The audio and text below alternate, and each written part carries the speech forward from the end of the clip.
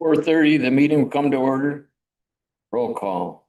Commissioner Bunting, Here. Commissioner Gay, Here. Commissioner Sapsy, Here. Commissioner Owens, Here. and Commissioner Bailey is in Escanaba.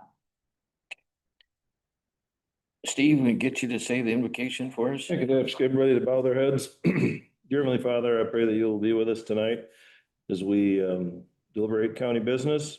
We've got a large crowd of people here, so I'm waiting to hear what what most of them are here for, I think. Just help us to make good decisions for our county, for the residents of our county, for the employees of our county. Look over our servicemen and women. We lost a few this week. Be with them, those here at home and abroad. Be with our first responders. They've had a tough incident this week that I know they're dealing with. Be with our local farmers. I think some of the folks got some rain today, but there's a whole big section of the county that's in desperate need of some rain, which would be a blessing for all of us. In Jesus' name we pray, amen. Amen. Join us for the pledge. Pledge allegiance to the flag of the United States of America and to the republic for which it stands, one nation, under God, indivisible, with liberty and justice for all.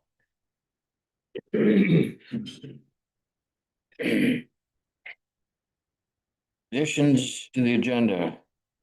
So we do need to add resolution 26444 to approve the Michigan Department of Transportation contract for a state local airport project grant. Do you want to put that one in there? Let's put it under K7, so K8. Okay.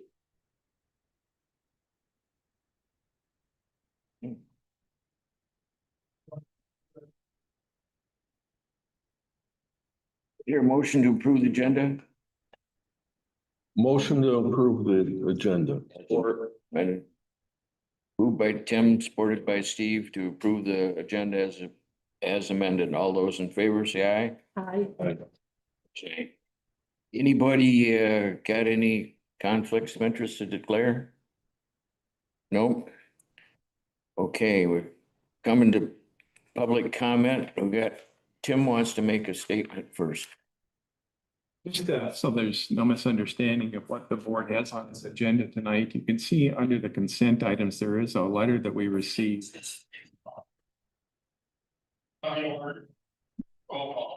Commissioner Bailey.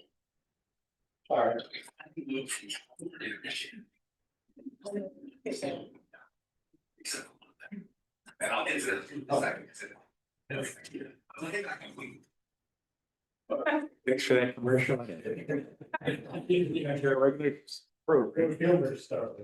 There is a correspondence on the agenda from IBV Energy Partners concerning a meeting about solar energy. And I just want to read this so that everyone understands what the board's doing tonight with that letter. The correspondence constitutes the developer's written offer to meet pursuant to Public Act 233 of 2023.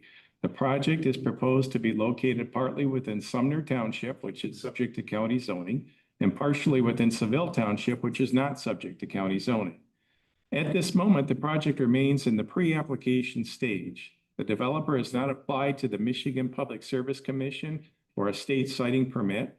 Rather, the developer appears to be contemplating the preliminary outreach to public participation steps required by the Public Act before any formal filing may occur.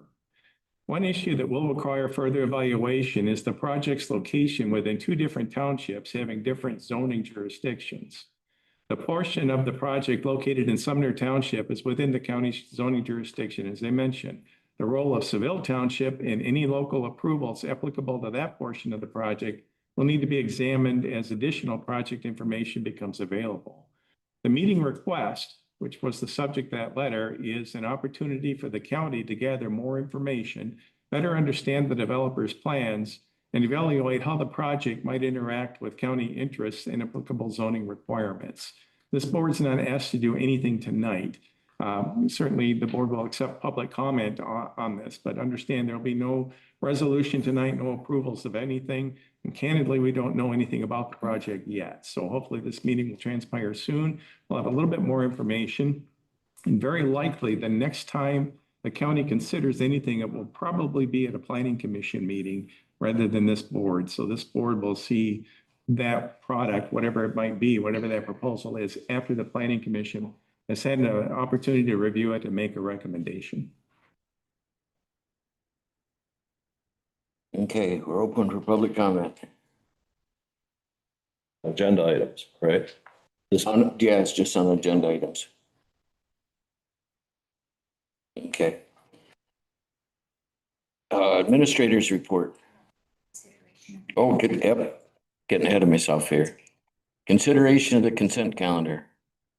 the move that we, or Moved by Steve, supported by Tim, to consider the consent calendar. All those in favor, say aye. I, Opposed, nay. Motion carried. Now we got the administrator's report. I got two items for you tonight. The first one is a follow-up from last meeting where we had just a very brief view of a spreadsheet that I showed you, looking at what the proposed transit millage would look like, spread across the various zones that are on the handout that you have tonight with that map, which probably looks pretty familiar to you as well. So I did have the opportunity to meet with Eric and Brett to talk about spreadsheet, the costs that we were discussing. And so the spreadsheet that you see now has been revised to not only match our conversation, but the budget that was proposed and put together by Alma Transit and how that would apply to the various zones as you see them mapped out. Now, one item that I want to make very clear, and just one variable that there's just no way in this time frame to really do any analysis on. These numbers that you hear, or that you see here, are retrofitted based on the most recent completed audit at the Alma Transit, the fiscal year 2025 audit. In that audit, they provided a number of very good statistics: vehicle hours, total trips, a lot of statistics about their operation and what they experienced in fiscal year 25. As I mentioned 2 weeks ago, to project this across the rest of the county is just that, it's a projection. One thing I know for sure is that the numbers you're seeing here are not going to be what you see after a year's time. All we can do right now is just project based on ridership numbers that the transit experiences now. Saying that, you look at these various zones, these are going to assume just like one trip, maybe 2 trips in these zones. But we also know that one vehicle could hold up to, I believe we said 19 riders. So that's a variable that, while that might be a known number or one that we could drill down a little bit more to figure out what, say, the cost per ride is, we just don't have that information with us to be able to apply that right now.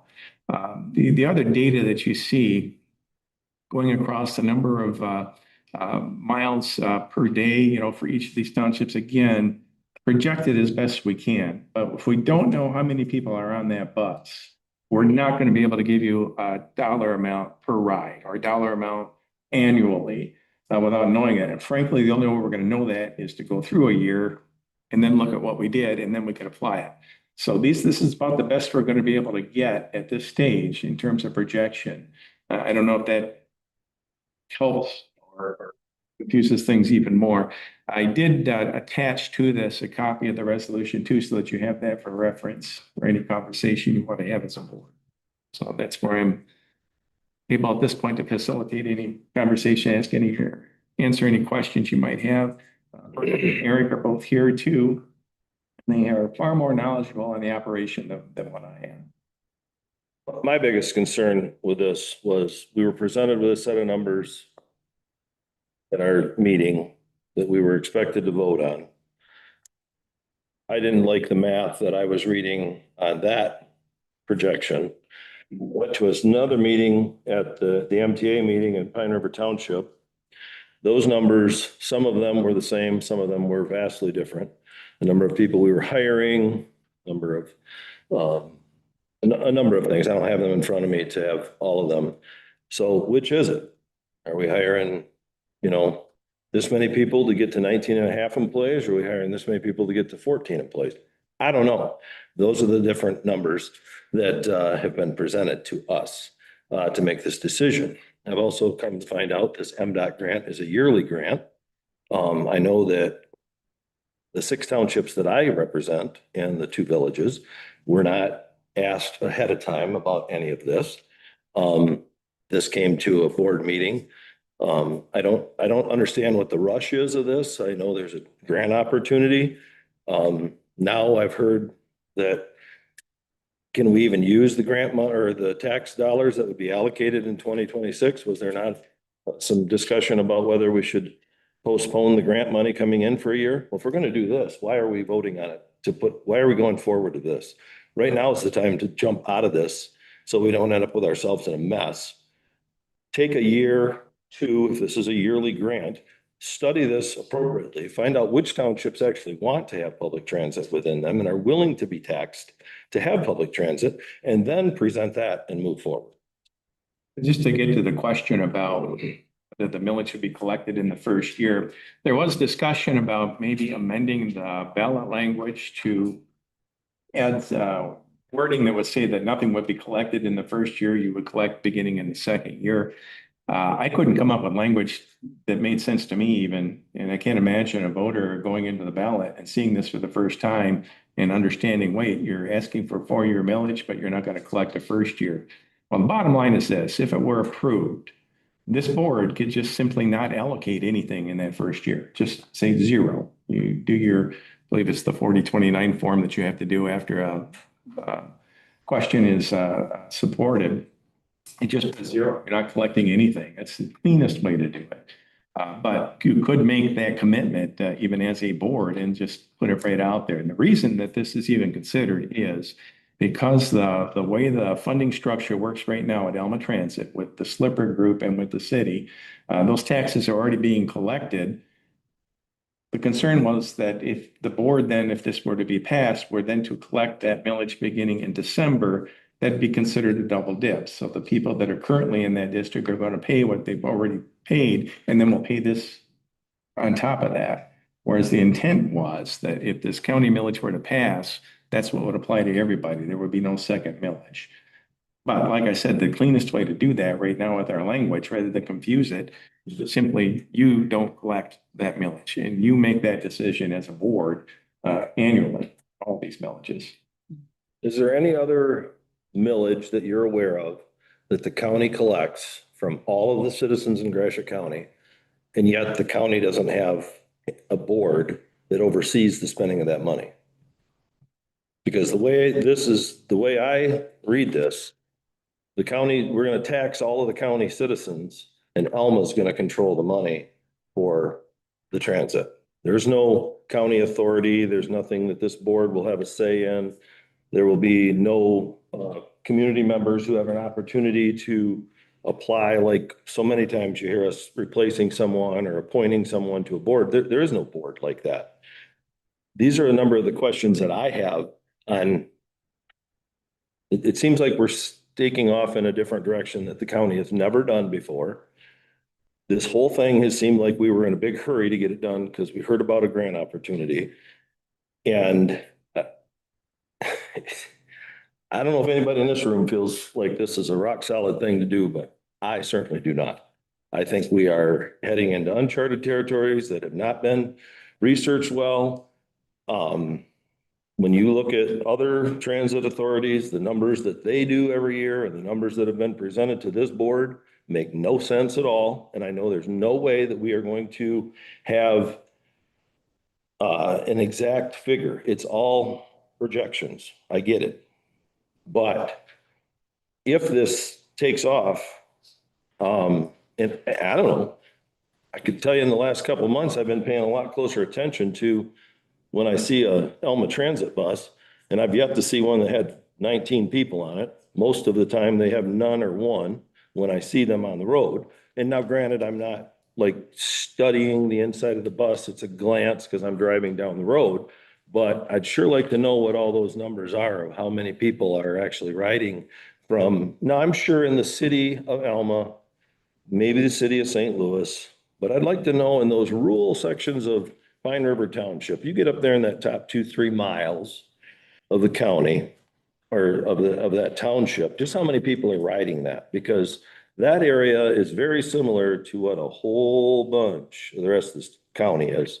And I've heard from people from all the corners who are not excited about paying a millage to have a busing system that they don't feel we need.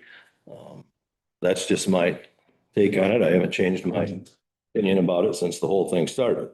We're gonna put something out to the voters, which I've been told, let the voters decide.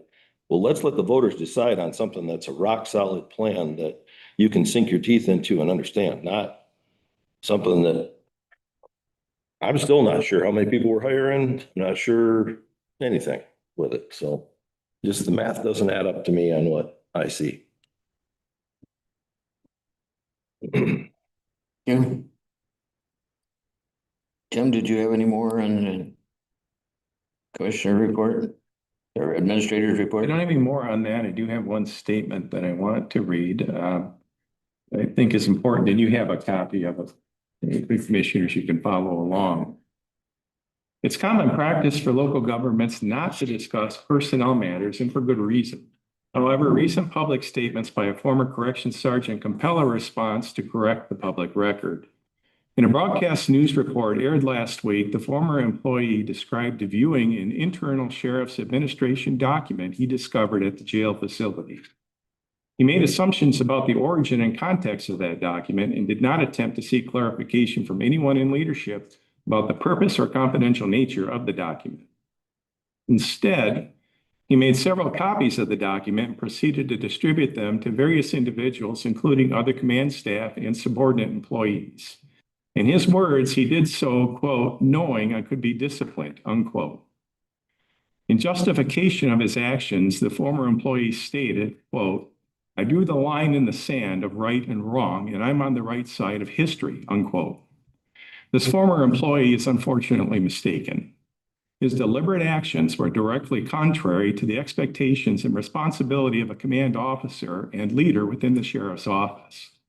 His conduct violated applicable department rules, including, but not limited to, respect for their associates, engagement in insubordinate conduct, personal conduct of such a manner that discredits the office, failure to effectively supervise, duplication of an official agency document without express authorization of the sheriff or designee, and disrespectful conduct or language toward a supervisor.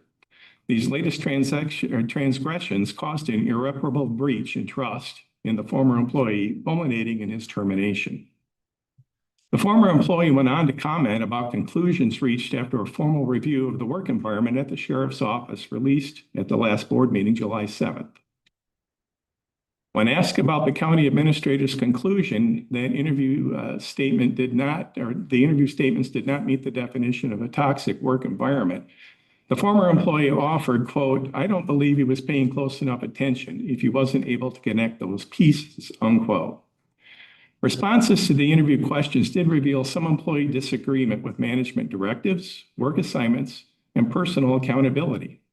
Employees may not agree with a certain management style, but that is not toxic. By contrast, sending a package of manure to a coworker's home in an unmistakably deliberate display of negativity, disrespect, aggression, bullying, and harassment intended to undermine the coworker's mental and emotional health does meet the definition of workplace toxicity. The former employee concluded his broadcast interview by stating, quote, I just think it's a leadership problem the inexperience of this administration has, unquote. Individual opinions may vary, but a demonstrated willingness to confront shortcomings in a contractual relationship, to directly address an employee's offensive behaviors, to critically critique an employee who's not meeting expectations, or to give an unfavorable performance review are all hallmarks of true leadership.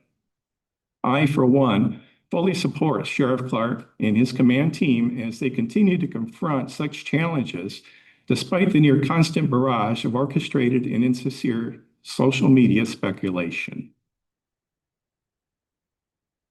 That concludes concludes my report. Okay.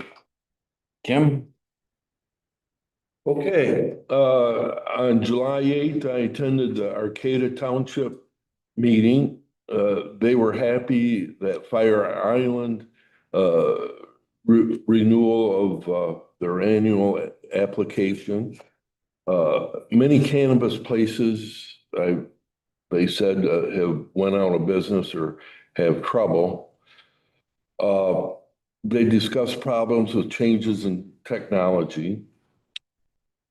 July 9th, I went to the mental health meeting.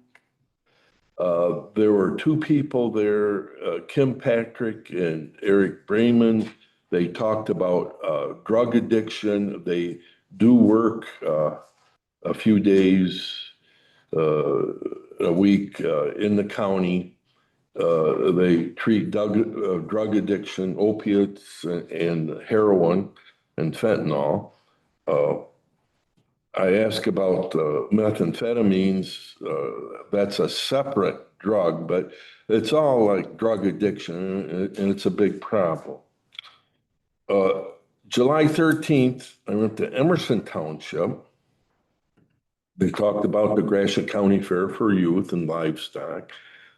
I asked about the solar panel farms, and they just said that they ruled against them, and they're the only township I have that they do have wind turbines on. They talked about the election that's in 2 weeks, the approval of personnel for the upcoming primary election. On July 14th, I went to Alma City Commission meeting. They passed a resolution to purchase from Core Technology an annual system maintenance for the police department. It's high tech now, the police department. They assurance of a bond from the state for the wastewater treatment plant. I think on Washington Street. Costs a lot of money, wastewater treatment. They're done basically with most of the road construction in the city of Alma. They did remind people of early voting on the Commission on Aging ballots. And ballots have been mailed out. So early voting is going to start soon. That's it. Steve?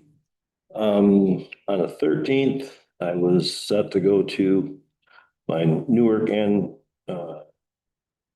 New Haven, and my daughter had a vehicle problem that took Dad's attention, and I apologize to both of them. On the 14th, I did attend Alba Township. I think it was, they said, the third meeting now in their new township hall. They're all set to vote there. As of yesterday, they were having a contractor come in to look at the AC unit to hopefully be able to get that up and running with this heat we've had this summer. They want to try and make sure that that is up and running properly, hopefully by the time voting occurs. I think I've mentioned this before. They were in an attempt to, they've had an offer on a piece of property within the city or village of Bannister that is owned by the township. It's, if you've been in Bannister, it's on the north side of the road, and it is where there's a war memorial. And that was donated by a family. I don't remember, a long time ago. Anyhow, they've since made contact with that family, and that family has agreed that they can move the memorial down to the park and go forward with the process of trying to sell. So they are in the process of getting the signed agreements and all that stuff to take place right now, which will be a good thing, I believe, for Bannister, because there's the one and only restaurant bar that's in Alba Township is trying to expand a little bit, and they needed this property in order to do it. So this will be a good thing for that.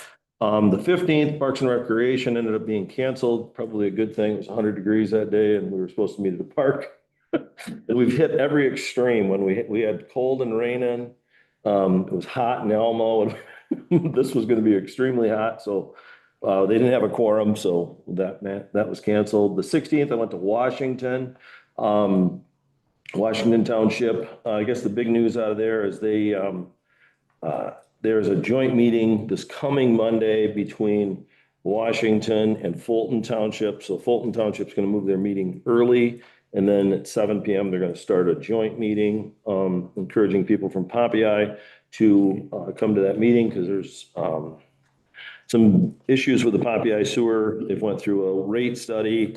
There's some back during COVID, there was an issue with a pump station in Popeye that actually sat on the east side of town, which is actually in Washington Township, and Fulton Township paid for that repair.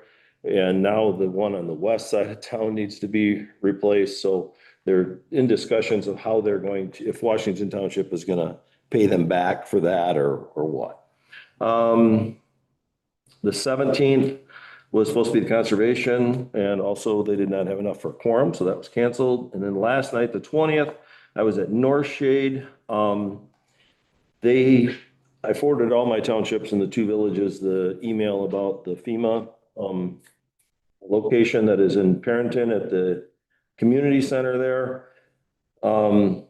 North Shade had the most damage of any of the townships from the actual tornado activity. So I asked Fred if he would come with me. Fred did a fantastic job of describing the process and how to use the process. And there were three people at the meeting who literally like physically moved their chairs like to listen to him more attentively, and they handed out the paperwork. I know of another person, a fourth individual who actually went there today that had heard about it from that meeting because there was the FEMA money there's multi-facets. There's Small Business Association, there's the FEMA money, people who's actually sustained damage to their homes is where the FEMA money, and I didn't understand it myself until he was explaining it, but let's say you have a fantastic relationship with your insurance company and they're actually covering the expenses, which if anybody's ever had a major claim with your insurance company, that's not how it normally goes. But anyhow,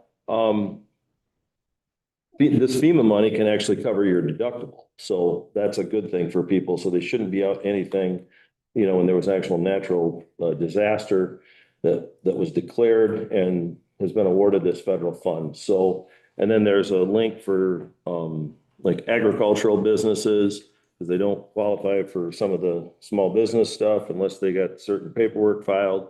But they can go to the USDA office, and there's some options through the USDA office for them as well. So it was a very good meeting. I'm actually going to talk with Fulton Township and see if, because they sustained a ton of damage during that same time period, if they would like to have Fred come to their meeting as well to speak to their residents so that they can get this stuff out.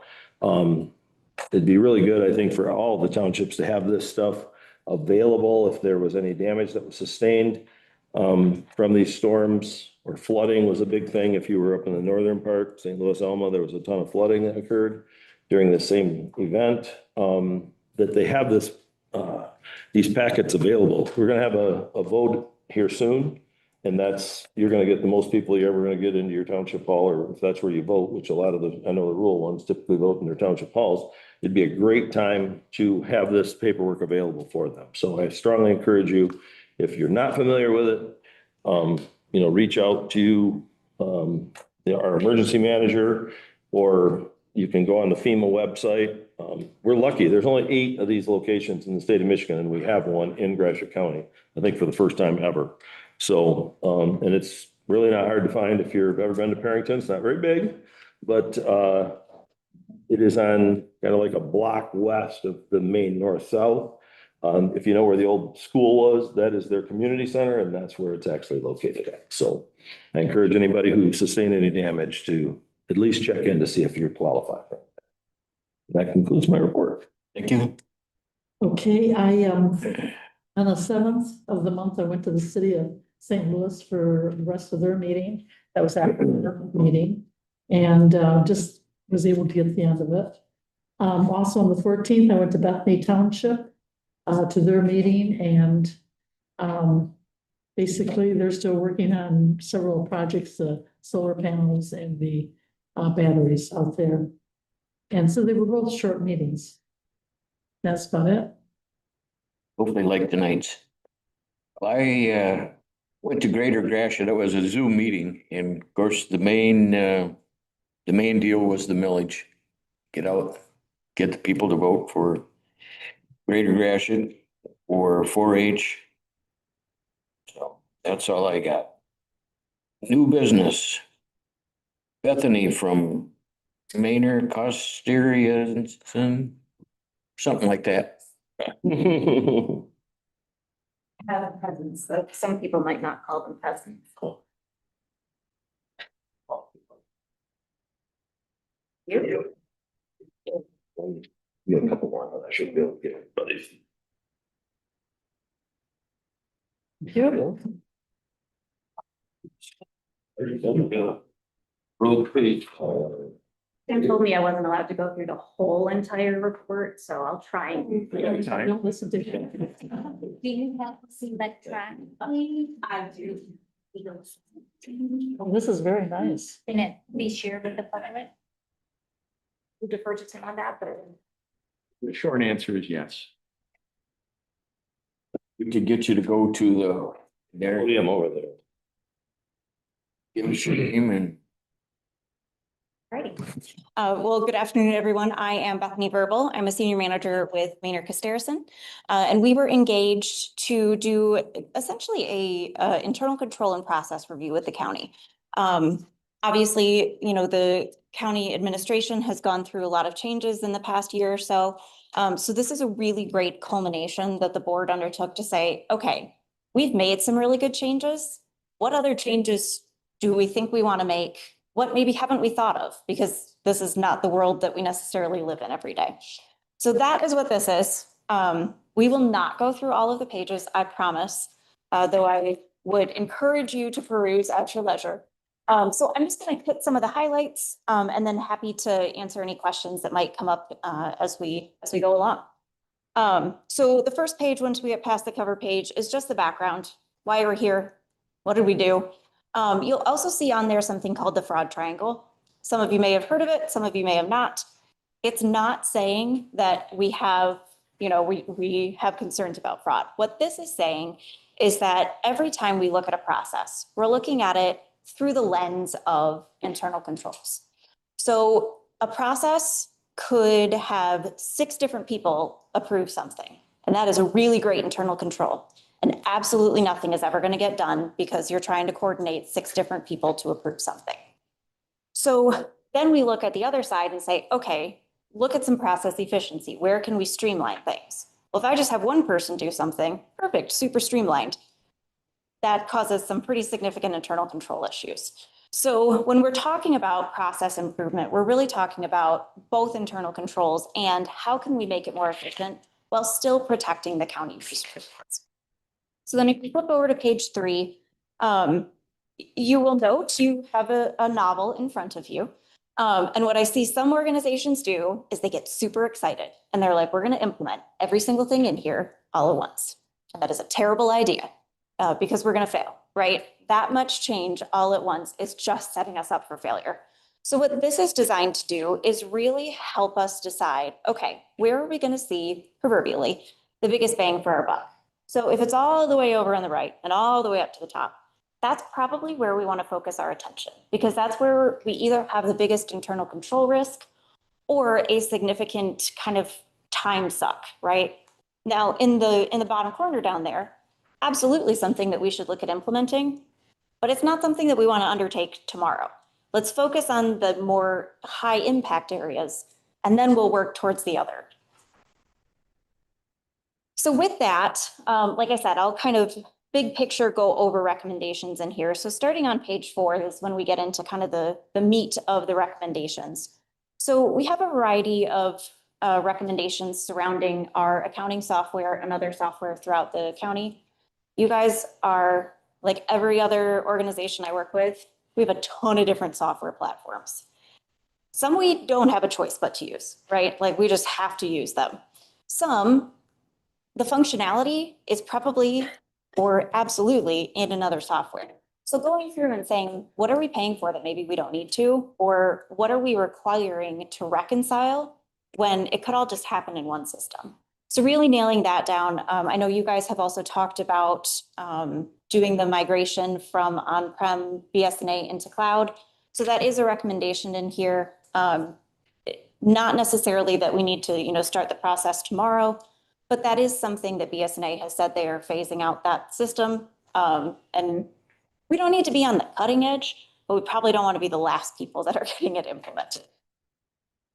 And then we have some recommendations surrounding the journal entry process, bank reconciliation process. And I do want to, really make sure that I emphasize Todd has already implemented some of these things, some of them even before I got out here. So a lot of, what I would say the areas that would make me go, ooh, like we have addressed, right? So we have a bank reconciliation review process. There are some ways that we can strengthen it, but we have a good process to start with. And then if you look on page 6, that's where, so we include, for any of our major financial processes, like bank reconciliations, we include a process map. And it's really just showing us, here's what it looks like now. And then if we implement the recommendations in this report, here's what that process could look like. So if and when we implement the things in this report, this is something that you can kind of hand your auditors and say, here's our process documentation. Like, here's how we do it. Go do your testing, whatever you need to do.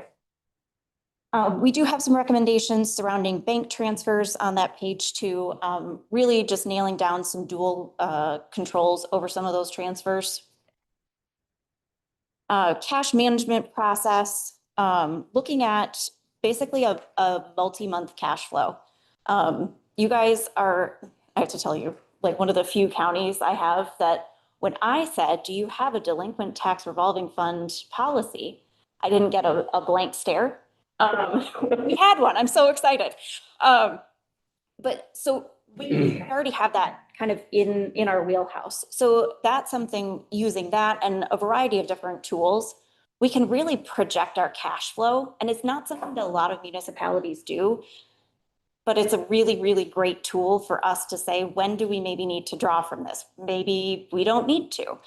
So it allows us to make more informed decisions around that. Looking at some additional financial reporting, BSNA is a really robust reporting tool, so there is some additional information that we always recommend commissioners get either on a monthly, quarterly basis, so all of that's in there. Page 8, unclaimed property process. We have a pretty good process. We're actually doing more than we need to, so just streamlining that, making sure that we aren't giving ourselves more work than we need to. Page 10, recommendations to our disbursement process. So again, we have some good controls in place, but this is where we have a great opportunity to streamline things, make things more electronic. We don't have to have, written signatures on things. So really looking at where can we streamline that process, increasing our use of electronic payments, both from an efficiency standpoint, but also from an internal control standpoint. Check washing has increased exponentially. I had another client yesterday that was like, yeah, Positive Pay caught our $20,000 attempt to, defraud our township. So really looking at that, we are using Positive Pay to just make sure that we know. All right. So a few more process maps on disbursements. We do include 2 in there. So there are some external softwares that do more than what BSNA can do right now. So it will propose coding on invoices. You can actually pay from that system. It's not part of BSNA. So we include kind of 2 different options in here. I love the sort of AP automation recommendation. The clients that I do accounting for, we use it. With that said, I also literally just told you, like, pare down your softwares. So if we decide, hey, we really don't want to explore another software, making sure that we're utilizing all of the functionality that BSNA has, because we're not using all of it and we are paying for it. Looking at some potential centralized purchasing, kind of really bringing that into the finance area. And we talked through, some different ways that we can kind of start that process. Some things related to human resources, and this is a very common recommendation that we have for organizations, is just doing an HR, for lack of better term, audit. Anytime there's been, turnover in leadership, or just, it's been a while since we've had somebody externally come in and look at our personnel files, look at our procedures. So certainly something to consider. Let's skip past vendor onboarding.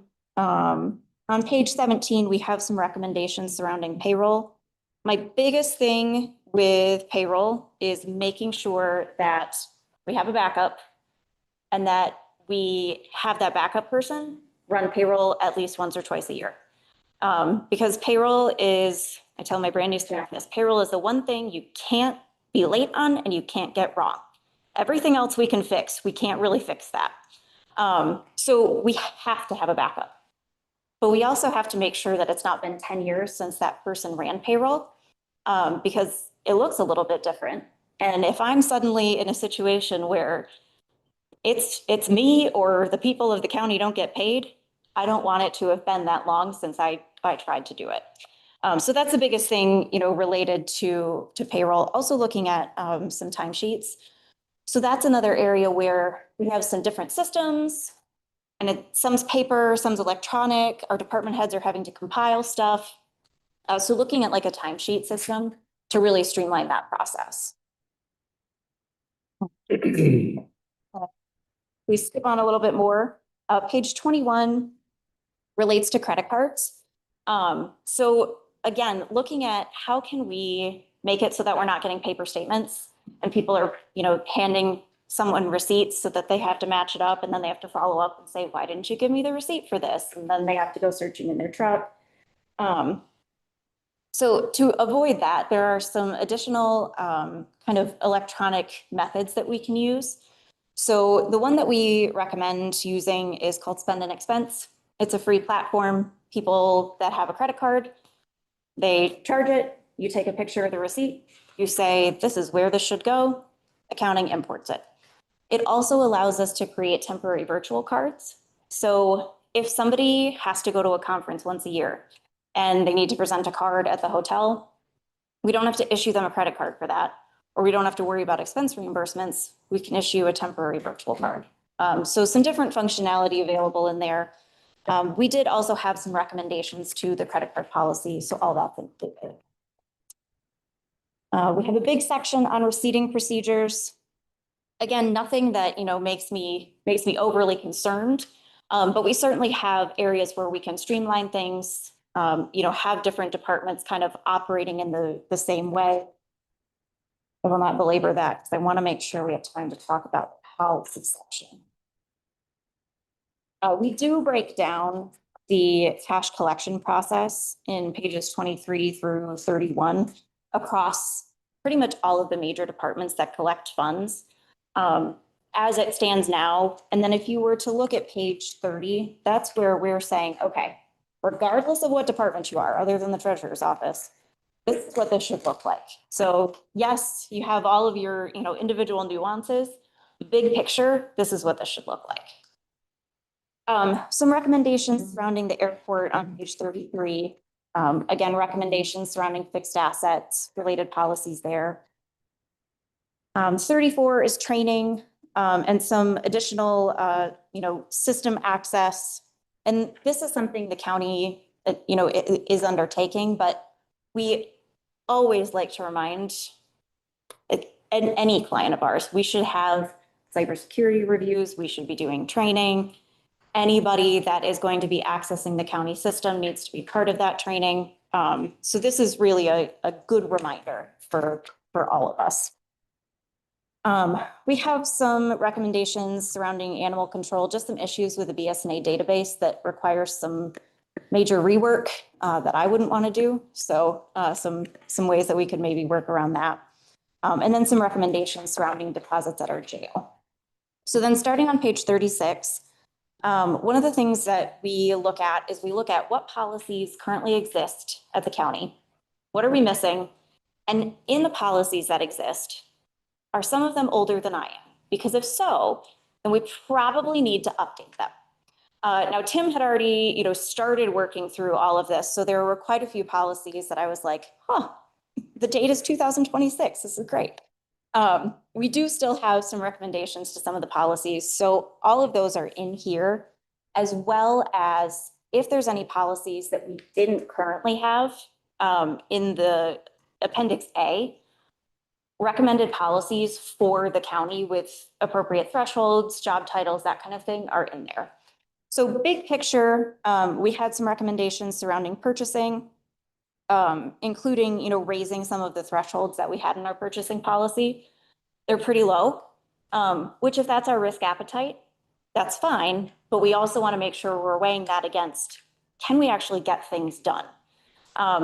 Same thing with fixed assets, right? So we recommend raising those thresholds, in part because there are certain projects, anything infrastructure, that if you have a threshold of $5,000, you're depreciating everything, because everything related to a construction project or any large project is going to cost more than that. So like I mentioned, we have some recommendations to the credit card policy, some things on business travel reimbursement.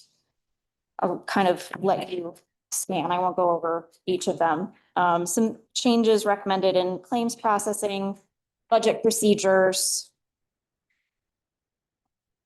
And then the one on page 39 that I want to make sure that I really emphasize is the grants. So we have a grant policy. Awesome. We do have some recommended modifications to it.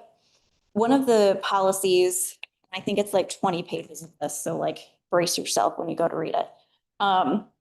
It is federal policies and procedures. So this is something that I would say the majority of municipalities that I work with don't have, and they actually have to. So if we accept a single dollar of federal money, usually through a grant, we are required, and when we sign our agreements, we said we have them, to have federal policies and procedures. A lot of times, the most significant aspects of this are incorporated in a purchasing policy, in a conflict of interest policy. It's better, though, to have it all in one comprehensive policy, because the other thing with the federal policies and procedures is that there are 12 compliance areas. And you might never, in the history of the county, have or will have a grant that has one of those compliance areas. Technically speaking, though, the feds don't care. Because if you were to get a grant that has one of those compliance areas, you need to know before you start spending the money how you're going to manage it. What controls are we going to have in place? What's the process? So we include in here the federal policies and procedures.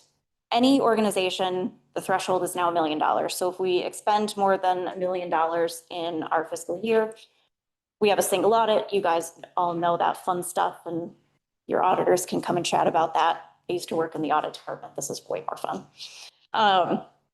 But that is something that I absolutely would recommend taking a read through and, adopting as a whole so that we have those in place. And then we do have, kind of on page 39, the last thing here is departmental financial procedures. A lot of our departments have practices, or they have like little sections of kind of how they're handling stuff, and that is fantastic. But we don't want to just have practices. We want to have procedures, right? So this is really breaking down by department. Here's what I'm going to do, and here are my responsibilities as department head or whatever the title is. Here's what we're going to do for cash disbursements. Now, for the vast majority of departments, it's that they're going to work with finance and the clerk's office, and they're not going to actually issue payment. But let's have that documented. What are they going to do about payroll? What's the review process look like? What do they do with receipting? So then it harkens back to that cash receipting workflow that we have, so that all of the departments even with some of the frankly weird things that some departments deal with, it's going to be more streamlined. It's going to be documented. So I know, oh, one last thing, page 41. So that is where any of the policies that we either didn't already have or that we have recommended some large revisions to, that's what's going to be in Appendix A. So conflict of interest, changes to capital asset management, credit card acceptance, and that is something, so we have a policy as the county that says we're going to accept credit cards. It's pretty outdated. So, you know, kind of going through updating that, a fraud risk policy. That one I think gets the most like raised eyebrows of, you want me to say, don't commit fraud, Bethany? And I do.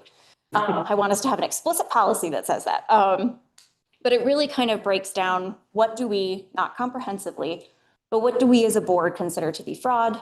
What are the ramifications? And if someone has concerns about fraud, where do they go? Well, what if the person they're supposed to go to is the person they have concerns about? What's step two? So really breaking that down, looking at our ACH EFT policy, fund balance. So again, lots of fun things for you to peruse at your leisure in that section. So I know that I just threw a whole bunch of stuff at you very, very quickly, in addition to a large document. Any initial questions? Who do you work for? So I work for the CPA firm Maynard Christensen. Where are they?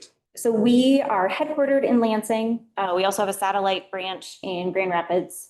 About 250 people. Our biggest industries are nonprofit and municipalities, which is where I focus my time. You have a business card? Ooh, Would I- I shall get it for you. Okay, thank you. We probably would all like one. Absolutely. Other questions?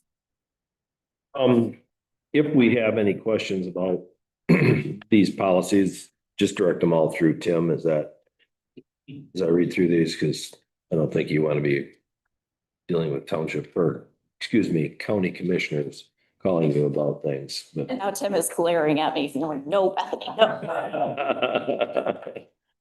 he knows I'll call, so I'll have a question about something.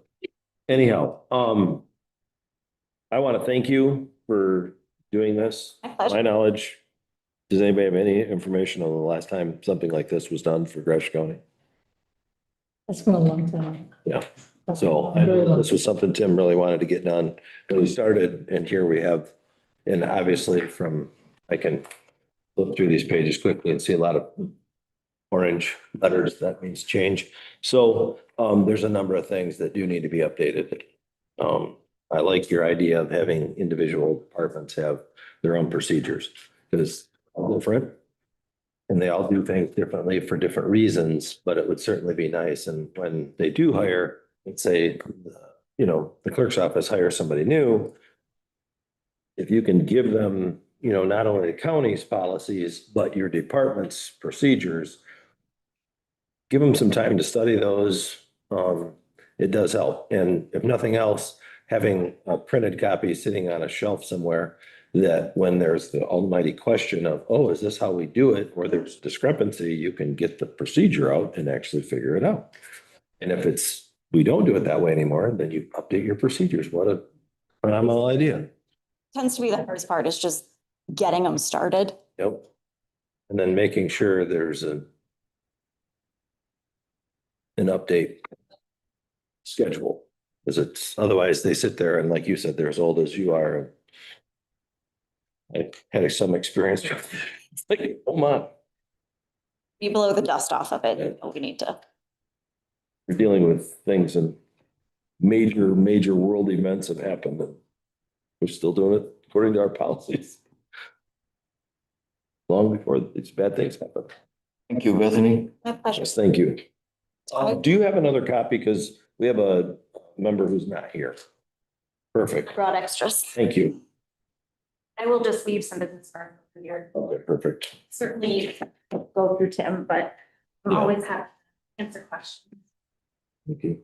Well, if we don't like Tim's answer me guys, I'm teasing, I'm just kidding. You know what's gonna happen? I'm gonna email Tim and be like, hey, the commissioner, just want to make sure we're aligning here. I'm just kidding. He's excellent at what he does.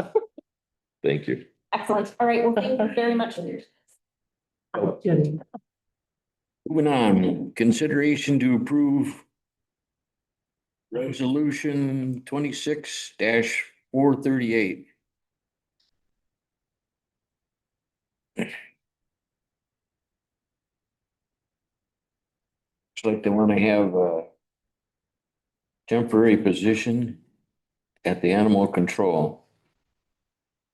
So what animal control has proposed, they've had a co-op student all year, but the co-ops obviously are completed for the year. They've asked to have regular part-time position there to help continue that work. So not only do they have the typical things that a secretary would do, but they also have animals in there that need to be fed. And this is a position that can help make sure the animals are cared for each day. Somebody is there for intake each day, particularly when the animal control officers are out of the office on other calls. This is something very similar to what we did at community development here about a month or two ago. So this will afford them a level of continuity year round with the position.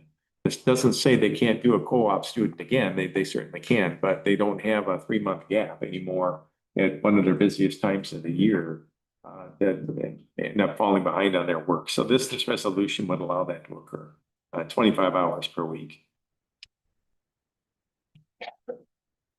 So we approve resolution 26438 as presented. Second, Moved by Steve, supported by Jan, to approve resolution number 26-438. We got some money involved, so we should have a roll call vote.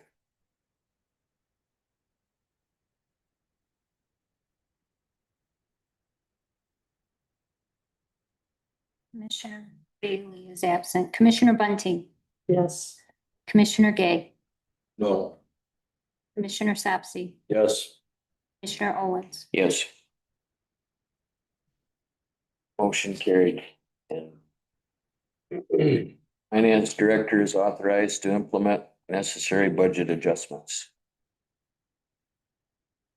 Okay, the next up is a resolution 26-435 to approve a district court magistrate appointment.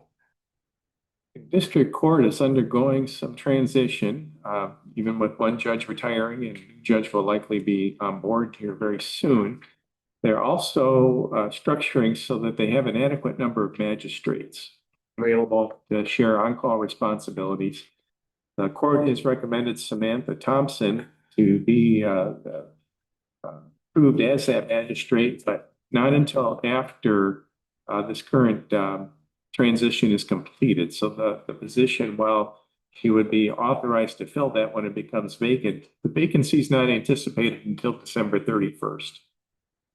In the meantime, this will allow her to get some training involved, really thoroughly understand the job, be fully ready to step into that position when needed. Probably December 31st, could be sooner, depending on other transitions within the office. I so move that we approve resolution 26439 for the 65th B District Court Magistrate appointment. I'll second it. Moved by Steve, supported by Jan, to approve resolution 26-439 to approve a district court administrative magistrate appointment. All those in favor say aye. Motion carried.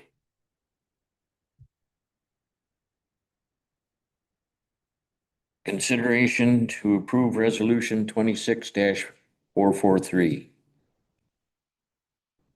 Approve a Splash pad. splash pad construction and management. Easy for you to say.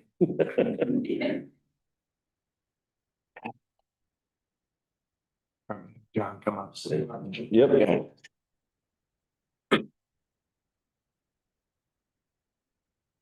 And for the invitation. Nice to see you all. I'm Tim Lambert, the Chair of Parks and Rec, and with me is John, our Director. And what we're proposing, and we're here on behalf of the Parks and Rec Board, is really kind of the culmination of a number of things that you've seen happening over the past couple of years. As many of you know, because you've been on the board, there's been a move by Parks and Rec to try and extend our services beyond just the parks that most people think of, Reed Park, Hampshire Park. And consequently, over the years, you've approved grants for parks all over the county. At the same time, one of the goals in our 5-year plan was to put a splash pad somewhere in Gratiot County. Splash pads are the most popular recreational activity. They're popping up all over. And, if we would have had this past week, I would have been under the big dump bucket waiting for it to cool me off. The county Parks and Rec Board reached out, kind of informally, board members reached out to the municipalities of St. Louis, Ithaca, and Alma to gauge interest. One of our, I don't want to call it a drawback, but one of the challenges of the parks that we have, we have amazing parks. They're well used. They're used by a lot of people outside of Gratiot County, which is why several years ago we implemented a user fee for non-county residents. But what they don't do is they don't bring people into our central business districts. Nobody goes to Reed Park and then says, hey, let's drive up to Ithaca, and get something to eat, because they're coming, and we've surveyed our users, they're coming from St. John's, they're coming from the east. And so we thought, it makes more sense to put a splash pad in Ithaca, Alma, St. Louis. Also, once you dig into what it takes to do a splash pad, you find out that you really need municipal water. If you don't have municipal water, it dramatically increases the cost, and it also increases the complexity and the likelihood that it's going to go down. So we reached out to those 3 municipalities. There wasn't a lot of interest from St. Louis or Ithaca, but there was interest from Alma. Excuse me. And Alma has really the perfect location for a splash pad in Wright Park, because one of the things that you also learn when you start researching splash pads, and it kind of makes sense if you had little kids, is you put little kids in water, you need a bathroom. Right? And they have a new bathroom at Wright Park. They also have a nice playground. They've got ample parking, and it's a block and a half from the central business district. So in terms of drawing people into the community, it would definitely have that benefit. We also have a history of working with other entities. We currently have a land lease with Sumner Township for property that's north of Hampshire Park, which we negotiated years ago. They were interested in doing something with that land, and so we've extended trails into that, and that's kind of the model that we're using for this proposal. Under the proposal, Gratiot County Parks would build the splash pad. We would maintain it, though the maintenance is really, really minimal. This type of system is called a flow-through system. It uses municipal water. It uses municipal sewer. There's no filters, because the water's safe enough to drink. It's safe enough to be dumped on you, right? And so there's not filters. There's not elaborate pumps. It's a gravity flow system. Again, the benefit of having municipal water is you don't need that. And the city of Alma, for their part, would pay for the water, and then they would pay for the electricity. So it would be a partnership, and it would take place under a land lease. So that's kind of what's detailed here in the resolution. And that's, I think, a good overview, but you probably have some questions. I just have another comment. Correct me if I'm wrong, but one of these is actually considered a cooling center, also Yes. community. Thanks. In this last month, we've had a couple of different, opportunities where it would have been really nice to have had an additional place for people to go and cool down. Absolutely. If you think about any of our municipalities or out in the country, not everybody's got air conditioning, right? I mean, I didn't have it growing up. And the nice thing about being in a municipality is it's going to be walkable for a pretty big segment, or bikeable, of the population. Again, I love our parks, but, a lot of people on the north side of the county have never been to our parks, because it's like, well, you got to drive there. It's a wait. Gas is expensive. So.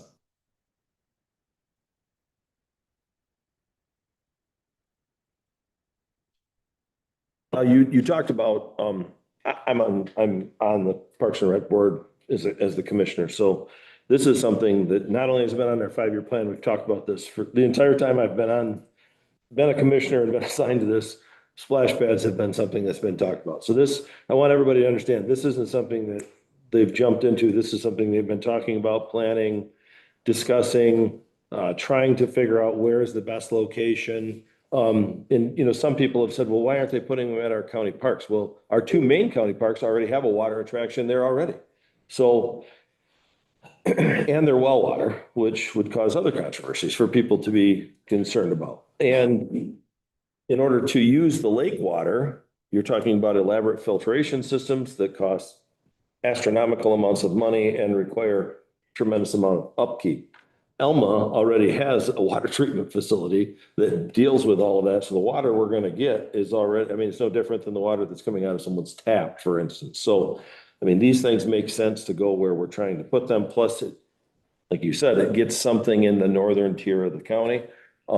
I think Breckenridge has one. Yes. So, but that's over on the, you know, the east side. This is more western part of the town, part of the county. So I really think that this is going to be something, if you've been by any town on a hot, even just an average summer day, these things are packed. And I can't help but think that it's going to help our businesses. I know Jan has commented 15 times since I've been sitting next to her about, you know, how we've got empty businesses and storefronts and things in different areas of the county.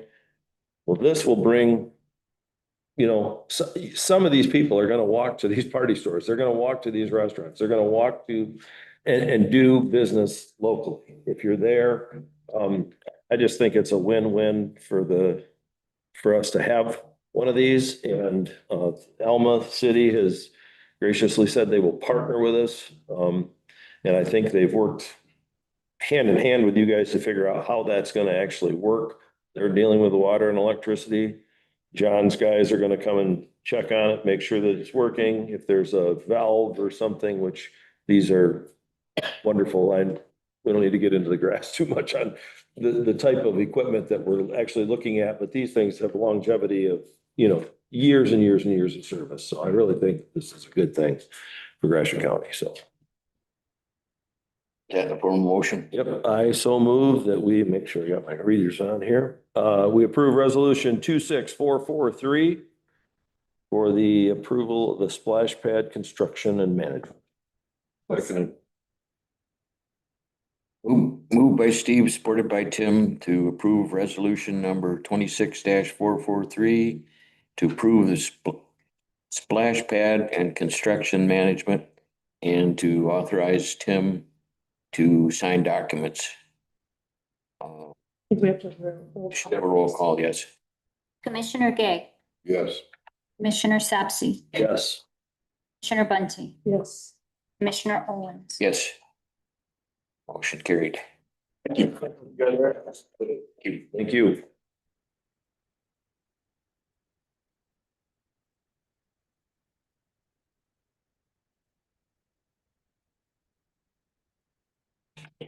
Don't see this in my.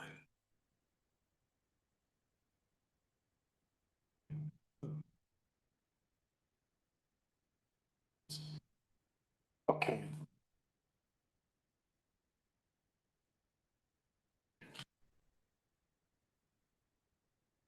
Lost that page. Okay, excuse me. Resolution number 26-440 to approve Great Lakes Bay Michigan Works interlocal agreement. And she's here this evening. Yeah. We were talking about the, do you want to do any talking on that?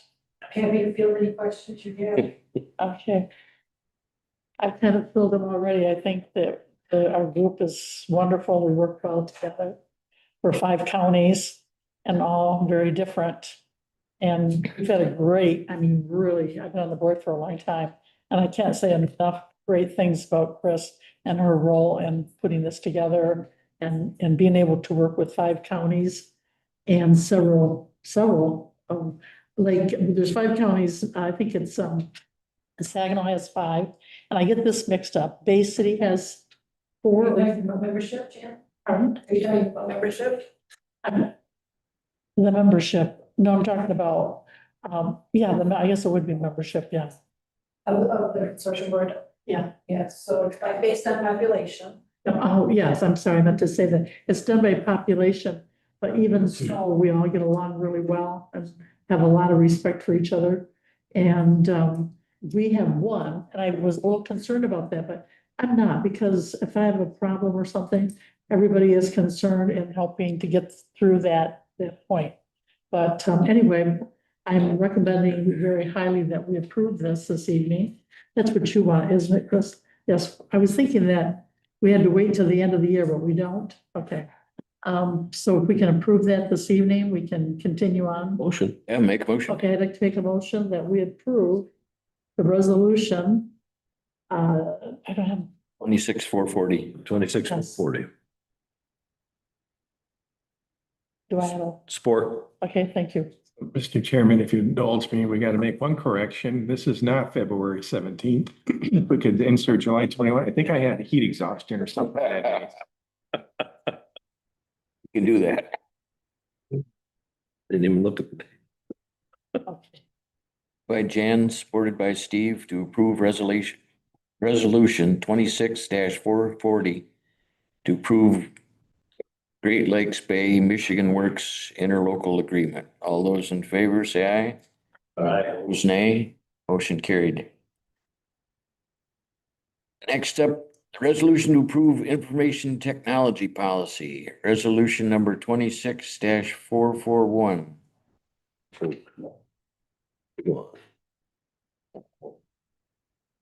This is probably the longest policy I think that you've seen. Mm-hmm. But we've attempted to be very comprehensive about this. It tries to encompass anything technology related. We talk about phones in here as well as computers.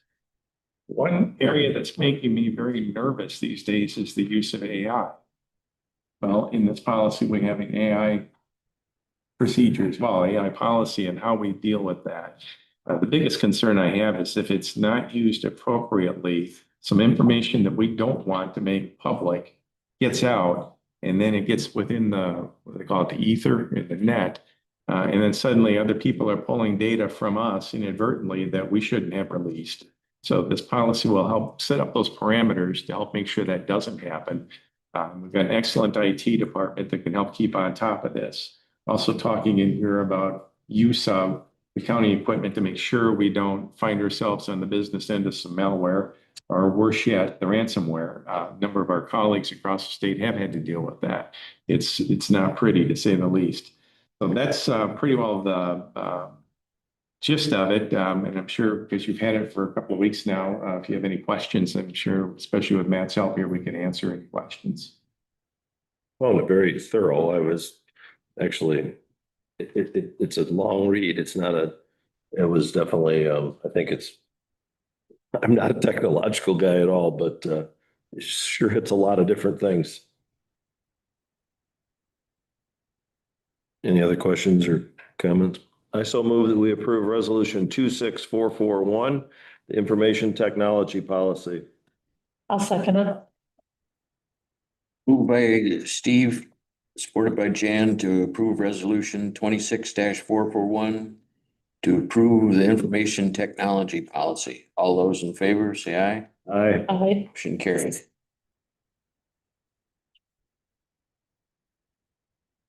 Consideration to approve resolution 26-442 to approve harassment in the workplace policy. That didn't sound right. Right. I don't know if I can offer a way to correct that. This is actually a very important policy for the county. We did have within our personnel manual touching on workplace harassment. This is one that's important enough in today's age that it needs to be its own standalone policy. So important, in fact, that our risk control carrier actually recommends certain things be in these policies. And we have a relationship with them good enough that they were able to review this, model what they needed in there. It's also been through our legal counsel as well. very confident that it covers what it needs to cover. One very important component of this is an ongoing education program for our employees. So we keep this front and center. And I know Sheila's been working with Bonnie Toski at Gold Stoker Toski to actually set that up for all of our employees. And this will likely happen, if not late summer, early fall, but definitely will be on our schedule. And we'll have this formally reviewed by all of our employees. And it will also become part of the onboarding for our employees. So there'll be another sheet that they'll get to sign stating that they've gotten this policy, they understand it, and they know where to go to ask questions. I move to approve of the resolution 26-442. Support. Moved by Tim, supported by Steve to approve resolution 26-442. And I'd like to have that as a roll call vote.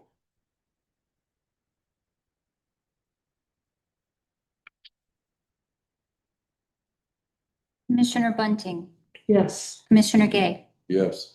Commissioner Sapsy, Yes. Commissioner Owens. Yes.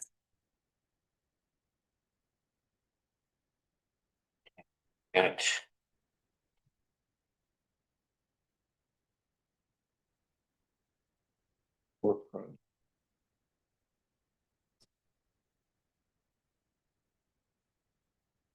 This is the one we added, okay.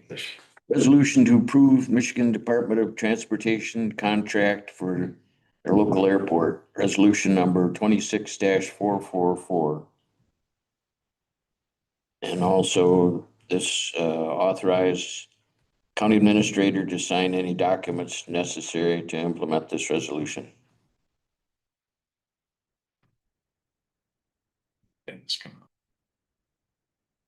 Dennis, did you want to give us a short synopsis on this? Okay.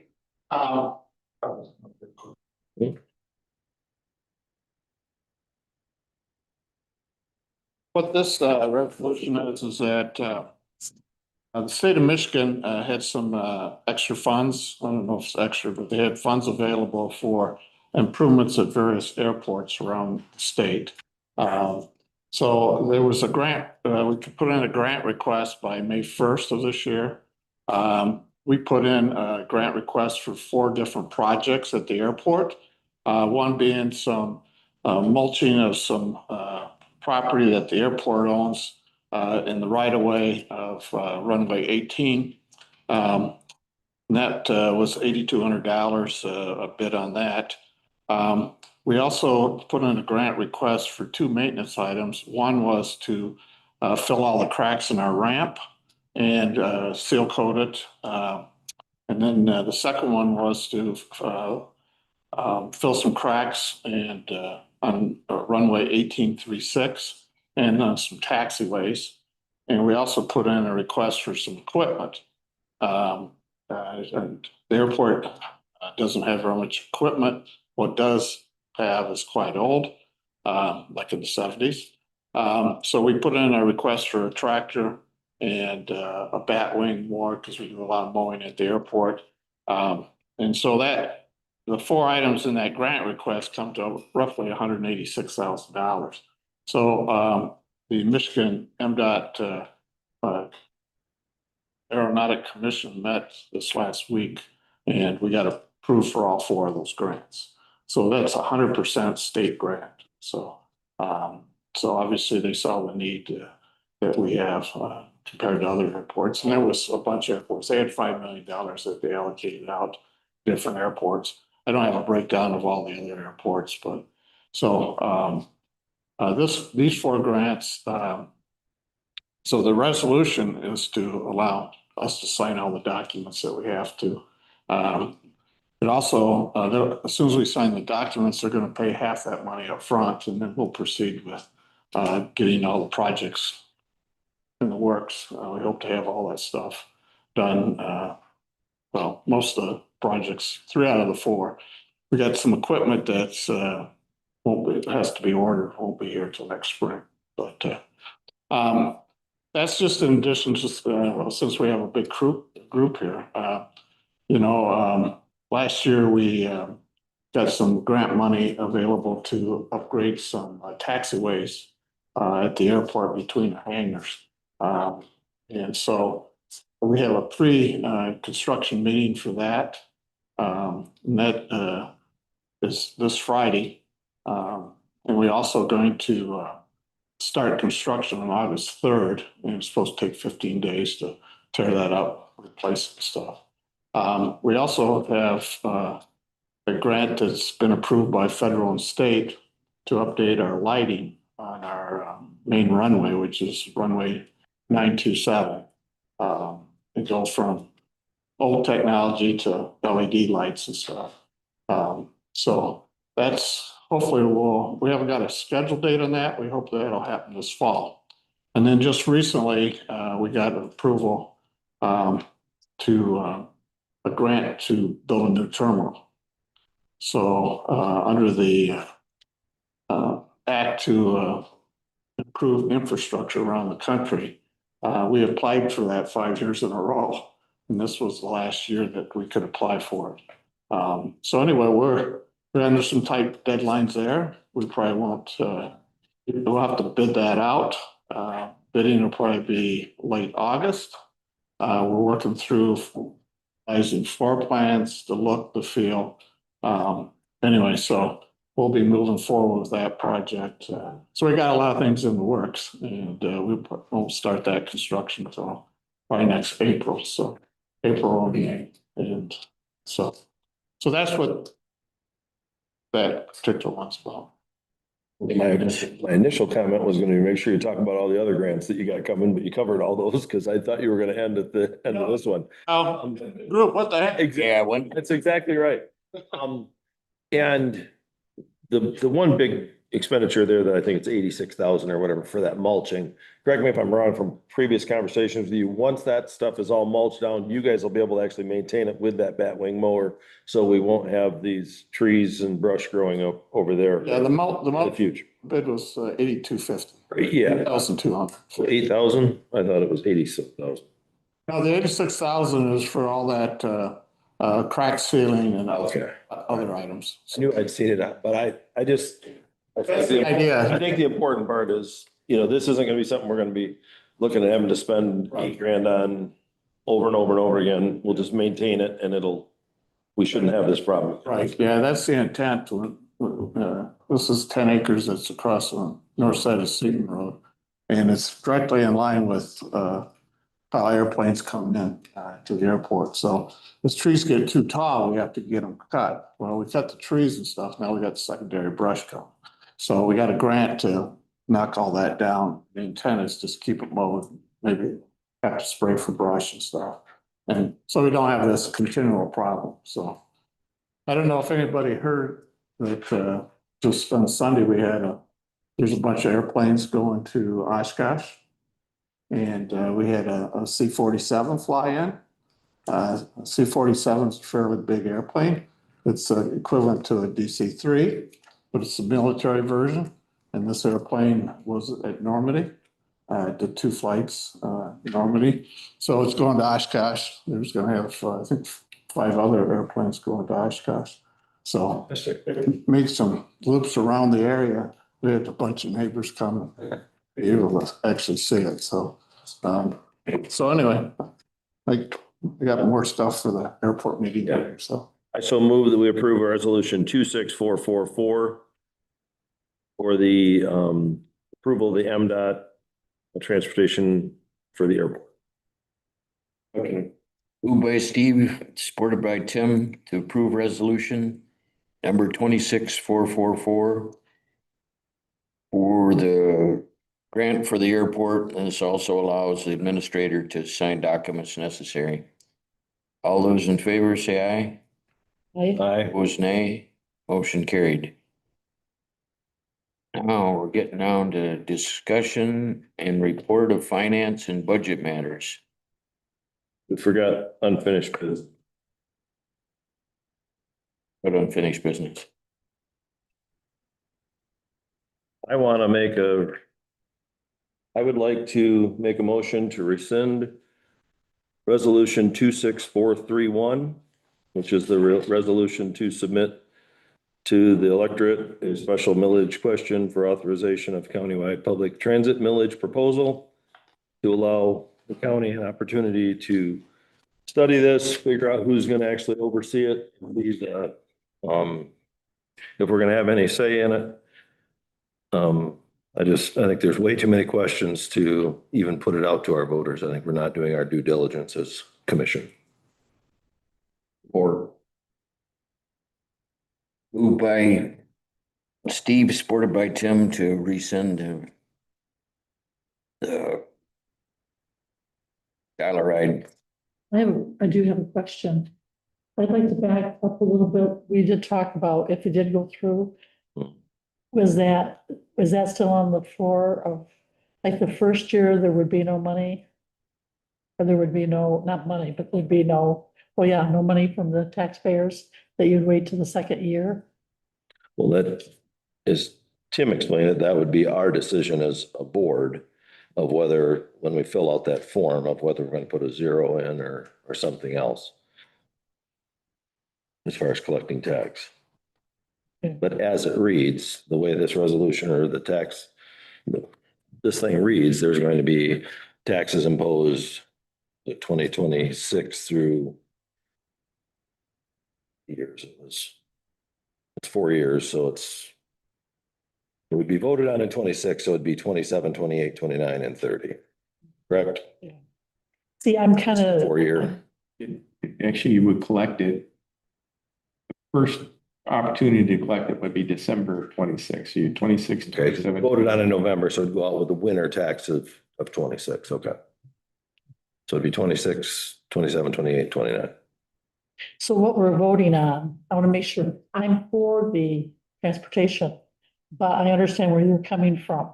But this is not going to interfere with what's already there. No, this has nothing to do with what they're doing right now. This has to do with expanding it countywide and taxing all of our citizens countywide the way it was proposed or presented to us. And this is the last meeting we can do it, correct, Tim? If we're going to do it, the decision's got to be made now or it goes to the voters. So we can't wait for George to be back or anything else. So the motion, you've made a motion, would you repeat? My motion is to rescind resolution 26-431, which is the resolution to submit to the electorate a special millage question for authorization of a countywide public transit millage proposal. So we're really not voting to not put it on there. We're voting to take it off. It won't be on the millage anymore. There will not be a millage. We will not put it out to the voters as presented this year. So if any department, if there was any township out there that was interested, they could do it on their own. It's just that we're not doing it. Well, that's why we need to talk about this countywide. Yeah. Because you have people who are 1,000% against it. And I understand that there's townships that are very much in support of it. None of that was discussed with anybody. This was just presented to us as a yay or nay. I see. That's where I've had a problem since the beginning, that nobody got asked anything about it. We just got it presented to us. And then when the way it was presented to us with one set of numbers and the way it was presented to the MTA meeting had some different numbers. And I know that Tim has done some math on it and it's all speculation. I mean, you can only go with the information you have, but I just really think that if we're going to do this and take it to our voters, then let's put the due diligence into doing it right so that we know who wants it, how much it's really going to cost, how are we going to pay for it when this grant money runs out? All those things need to be discussed, not we heard about a grant, let's hurry up and put it in for it. And who's going to actually oversee it? That's the other thing. Because if it does go countywide and you have all 16 townships paying for it, those people should have some form of say in what their tax money is being spent on. It shouldn't just be.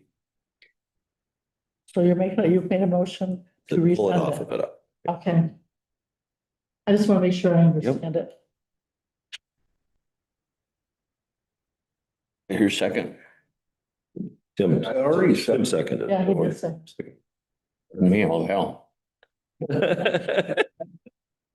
Your part. Moved by Steve, seconded by Tim to rescind, what was that? 26431. 26431. All those in favor, say aye. Oh, it should be a roll call. So, Commissioner Gay, Yes. Commissioner Sapsy, yes. Commissioner Bunting, Yes. Commissioner Owens. Yes.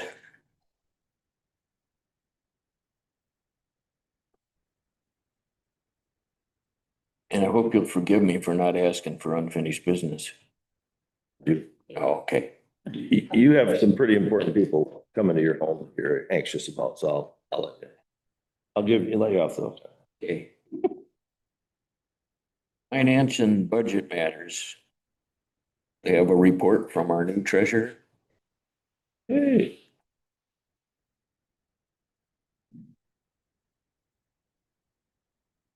All right, I'll try to make it as quick as possible. So you received your investment report. There's been no significant changes. The investment rates seem to be pretty similar.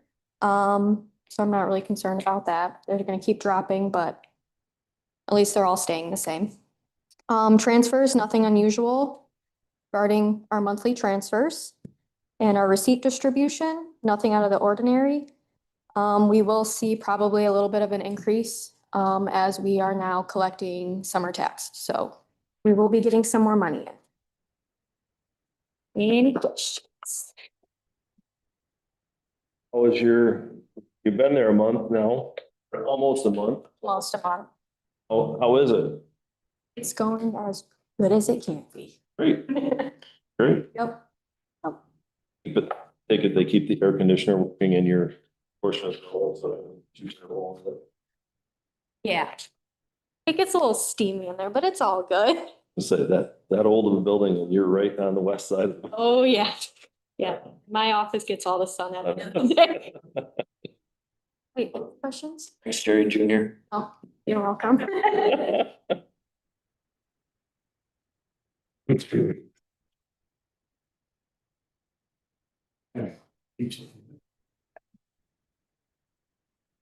Be quick, 'cause he's got another place to be. You. You guys got some information in front of you. First one is just the cash balance at the end of June. A lot of information on here, probably more than what we really need to always put out there, but good indicator. So you look at it, at June, a little over 14.2 million. You look at the prior year at 13.3, the prior year before that at 12.5. So the trend is good, cash is up. I'm gonna hit it on the head.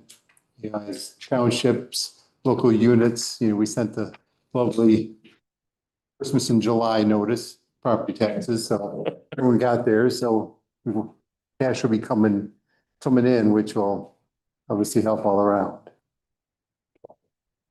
Next thing, take a look at the check register, just as approved in, a few months ago.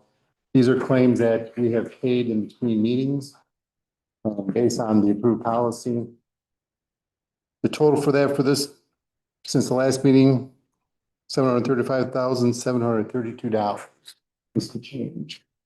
They're there in front of you. So you've got questions you can ask, but you've got them. The next piece is invoices that are waiting your approval. So on your approval tonight, we'll generate payments tomorrow. The total of those, $791,926 and some change.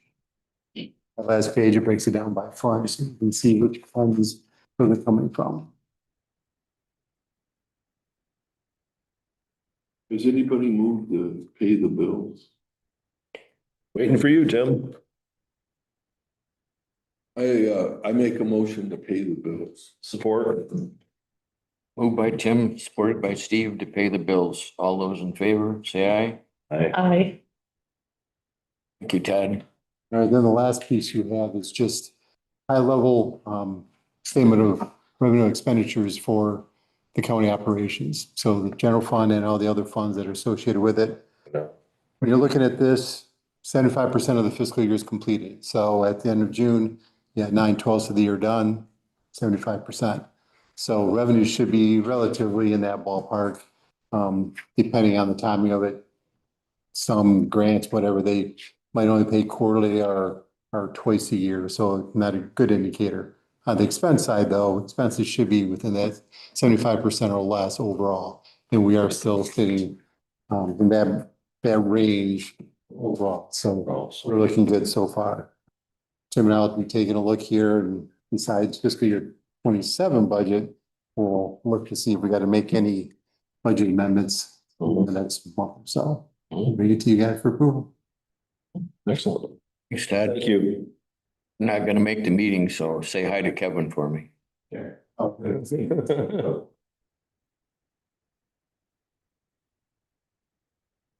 Okay, going on to airport.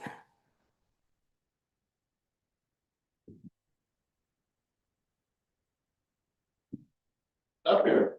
Yeah, you were. We need to make a motion to come out of the regular meeting and into the airport authority meeting.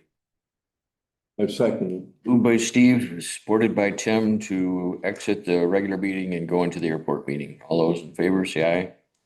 Aye. Carried.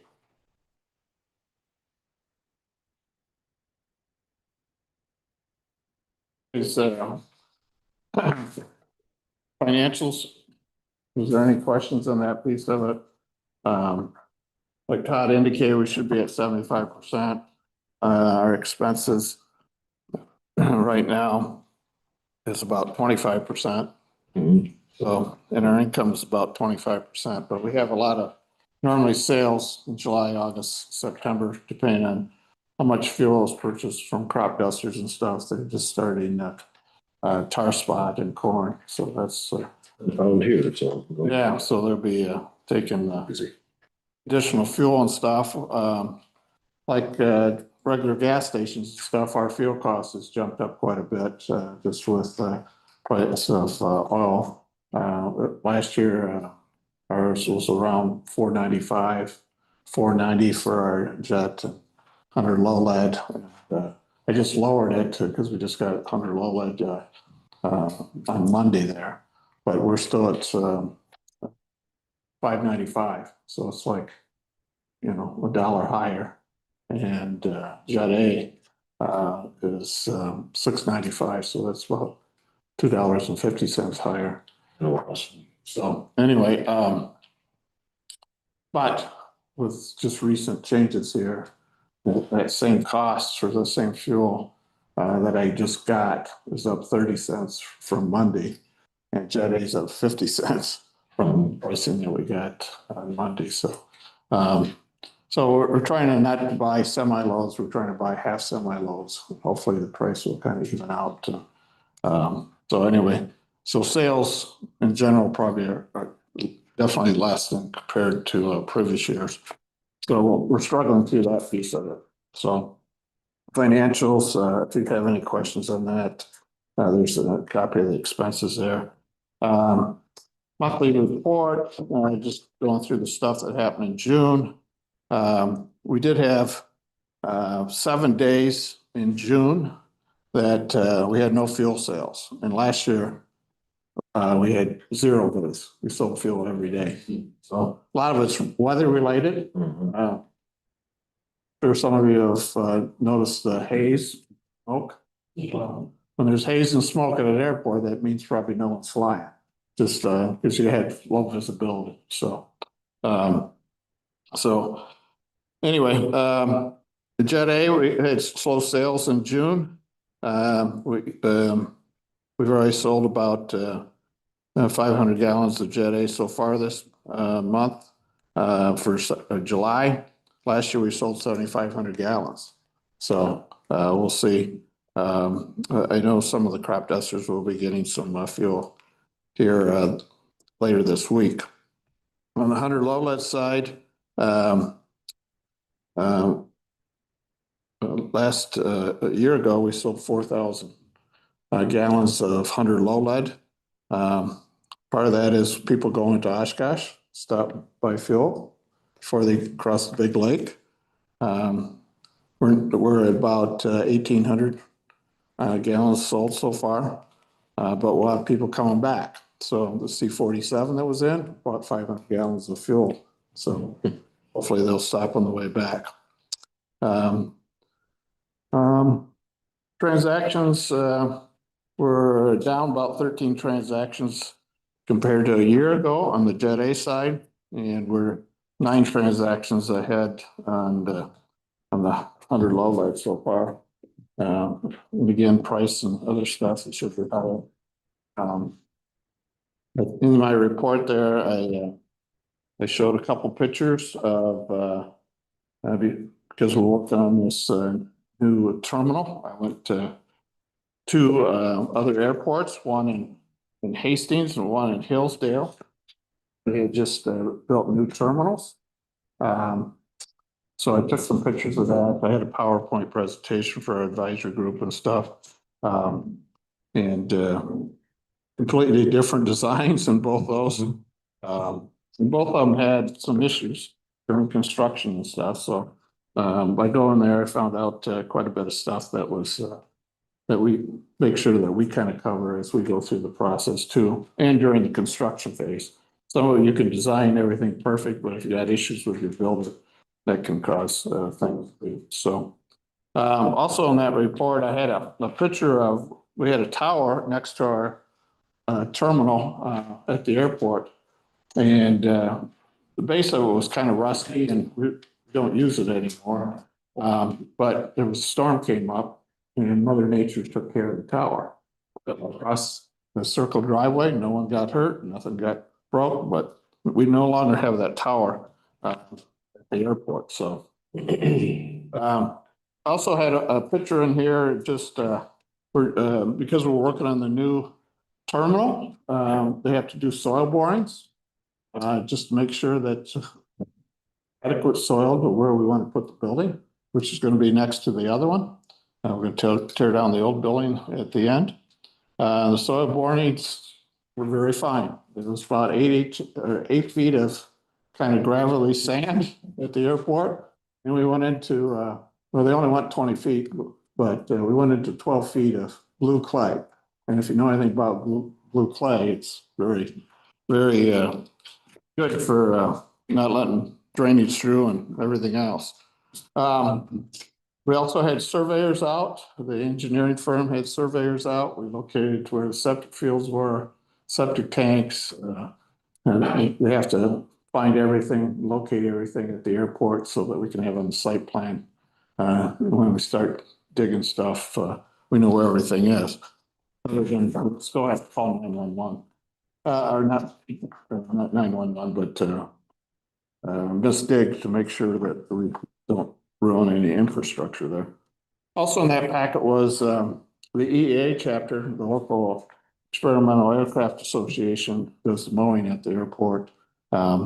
So we have a designated area that areas that we mow on a constant basis. We keep track of where we mow and what sections need to be mowed. I just put that in the report so they can see where we're at on mowing and stuff. So other than that, I don't know if there's any other questions. I'd mentioned something to Tim about this because I'm not on the airport board, but I know that our current terminal isn't the greatest, but it's not a completely dilapidated building either. Was there any thought given to when we put the new terminal that we put it in a position where we could save the old terminal and then use it as an income source for the airport and rent it out to some business? Yeah, well, we did talk a little bit about that. The problem with the present terminal, it was built in the early 70s. It initially had a full basement. There was a training room down there for pilots. Then, laws changed and stuff. Can't use the basement because there's only single access to get down there. So we have a high water table there. So with the basement, we have a sump pump that runs all the time. Runs continuously when it rains a little bit. Recently hasn't run as much. That's your blue clay layer. Yeah. So anyway, yeah, we got that layer of blue clay down there, so. There was some talk about, maybe, keeping it and seeing if we could find somebody that, might put a restaurant. Restaurants are pretty popular at certain airports. People come, fly in, that type of thing. But because of the thing being around so long, there's a lot of maintenance that we'd have to do to kind of bring it up to, standards. We got handicap access, but we only have one handicap bathroom. We have, issues with, just normal things that's been around for, 50, 60 years, the roof, flat roof, chimneys flaking up. We looked at costs, some preliminary costs and said, hey, if we don't build a new terminal, we don't get the grant, what are we gonna do? We're gonna put a bunch of money into the old terminal?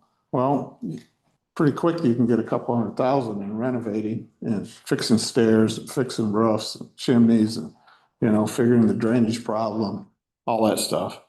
And so when we get, so we didn't know, are we gonna get the grant or not? We applied for it 5 years in a row and finally ended up getting it.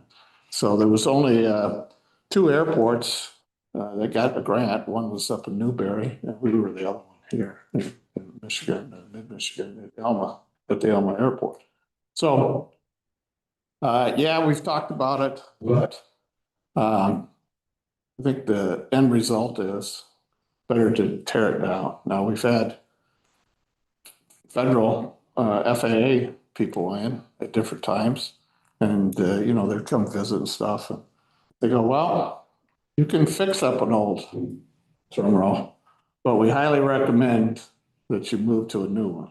Because we've seen so many airports fix them up and then they get into it. They can find some asbestos or something else. And pretty soon your costs run up really high to remodel something and you still end up with an old building.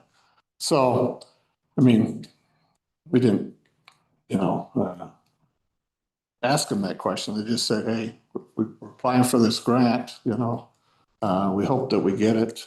So year 5, we ended up lucky enough to get it. Now the hard work comes because it's all about the detail. And you can plan all you want. But, we want to make sure we get the right stuff for the.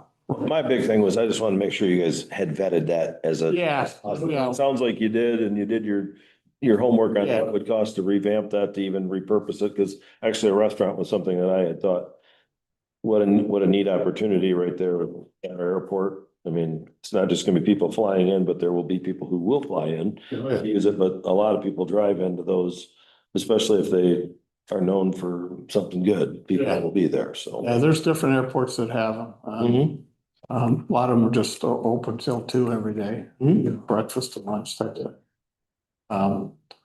Yeah, I think that it would help, activity, but maybe there's some way other we can do that down the road too. So, you always got to find somebody that's willing to do that stuff. It isn't, but yeah, those are all good questions. So at this point, we're moving ahead. The grant is, I think locally, it's only 5%, so that you have to pay locally for that. So that's way less than what we'd have to pay. So grant we got was almost just short of 1.3 million to go toward the new building. So that, that's infrastructure, site planning.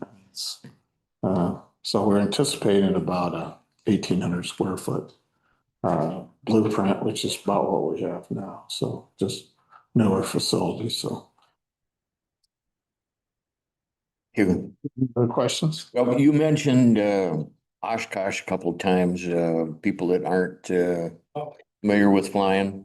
Yeah, Oshkosh is over in Wisconsin. It's the biggest, fly-in that they have this time of year. There's Sun and Fun, which is down in Florida. People fly down to that. It's similar, but Oshkosh is kind of the summer one that everybody goes to. We have quite a few people from our airport that go over and volunteer the whole week. So they normally go over on a Friday or, it starts on Sunday, it goes to, next Sunday, but we do have people that, go there and volunteer the whole week, which they'll have huge crowds there. They have air shows every day. They have all kinds of static displays, a lot of military airplanes. Different groups fly in. Every year they kind of focus on a different airplane or kind of airplane. Like a couple of years ago, it was the T-34, it's a military airplane. They, I think they had like, if I remember right, 60 of them fly in from all over the country, California and all. So it's quite an event. If you've never been, it's pretty interesting to go to. So, and some people go every year. So, anyway, so that we're getting traffic, you know. We had weather issues on Sunday. The C-47, which was at our airport, came in about 1:30. They flew in from New York to get fuel. And so they were there about 3.5, 4 hours. Because over in Wisconsin, where they had to fly to, it was haze and stuff. They couldn't fly in there. Then they finally opened up the field, and then they waited about another hour before they took off, just because there was a line of airplanes lined up to land, and they have special volunteers and works with them. But the airplanes on runway, and they land 3 at a time, which normally you wouldn't do. They have spots on the runway. And they're talking to the people and say, you land at the red spot or the yellow spot at the end of the runway. And if somebody doesn't get off, because you got to get them off right away, because you got the next group coming, you got to go around. And when you got to go around, you got to get in the back again and start over.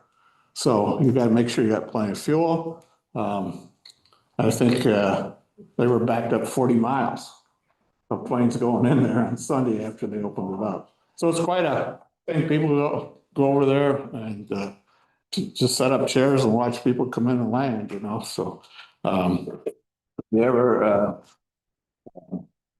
want to go to a big air show, have night shows, they have drones.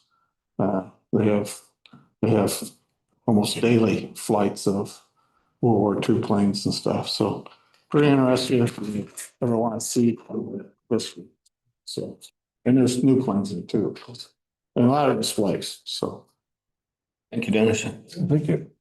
So move that we leave the airport meeting and return to the regular. Second. Moved by Steve, supported by Tim to leave the airport meeting and go back into the regular meeting for public comment. Public comment?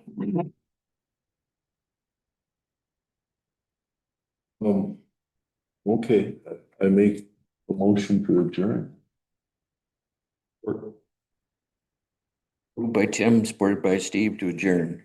6:23. Hi, Lynn. I want to thank everybody. Are you gonna make a motion? Thank everybody for coming. You did that.